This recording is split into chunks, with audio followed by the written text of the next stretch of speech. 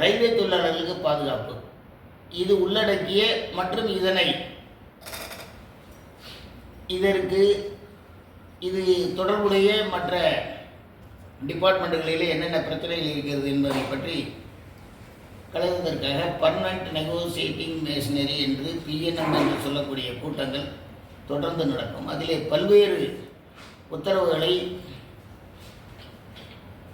போராடி வாதாடி நாங்கள் பெற்றிருக்கிறோம். இப்பொழுது சமீபத்திலே நீங்கள் அத்தனை பேரும்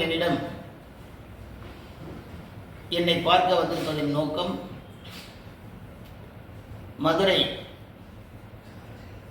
உயர்நீதிமன்றம் ரயில்வே துறையிலே பெட்டிகளுடைய பராமரிப்பு சரியில்லை என்றும் நிறைய அதிகமான பயணத்தொகையை வாங்கிவிட்டு மெயின்டெனன்ஸ் சரியில்லை என்றும் ஒரு அறிக்கை கொடுத்திருப்பதாக நீங்கள் இப்பொழுது என்னிடம் கேட்டீர்கள். அதற்கு என்னை பொறுத்தவரையிலே எங்களுடைய பொதுச் செயலாளர் டாக்டர் கண்ணையா அவர்கள் அடிக்கடி சொல்வது போல, நானும் என்னுடைய நிர்வாகிகளும் சொல்வது போல, ரயில்வே துறையானது ரயில்வே தொழிலாளர்களை மட்டும் வைத்து பராமரித்தால் நிச்சயமாக நல்ல முறையிலே மிக மிக தூய்மையாக எந்தவித சிறு பிரச்சனையும் இல்லாமல் இருக்கும். ஆனால் இப்பொழுது நிறைய தனியார் மயம், நாங்கள் தனியார் மயத்தை எதிர்ப்பதன் நோக்கமே அதுதான். காரணம், அந்த தனியார் வருவதனால் பலருக்கு குறைந்த சம்பளத்திலே வேலை கிடைக்கிறதை வெளியே அவர்களுக்கு உத்தரவாதம் கிடைப்பதில்லை. அதற்காக தான் தனியார் மயத்தை எதிர்க்கிறோம்.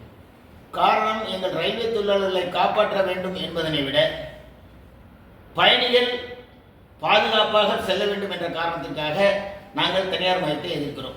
பிரைவேட் கான்ட்ராக்ட் ஆயிடுச்சு. ரயில்வேக்காரங்களுக்கு அதில் எந்த விதத்தில் பொறுப்பாகும்? இது மாதிரி எல்லா விதத்துலேயும் இப்போ ஏசி பெட்டிகளை பராமரிப்பதற்கான ஏசி அட்டனண்ட்டை டெண்டர் விட்டுருக்காங்க. அவன் நடுவழியிலே அவனுக்கு பிரச்சனைன்னு சொன்னால் நடுவழியிலே ஏதாவது ஸ்டேஷனில் இறங்கி ஓடி போயிடுவான். அவனுக்கு இதே கிடையாது. என்ஜினியரிங் கேட் கீப்பரை எடுத்துகிட்டு முன்னாள் இராணுவத்தினரை போடுறாங்க.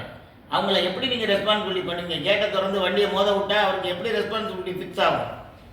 ரயில்வே தொழிலாளியாக இருந்தால் தன்னுடைய வேலை வாழ்நாள் ரிமூவல் கொடுத்துட்டாங்கனாக்கா நமக்கு இது போயிடுங்கிற பயம் இருக்கும். இதைத்தான் நாங்கள் தனியார் மயத்தை இருக்கிறோம். இது கிட்டத்தட்ட 140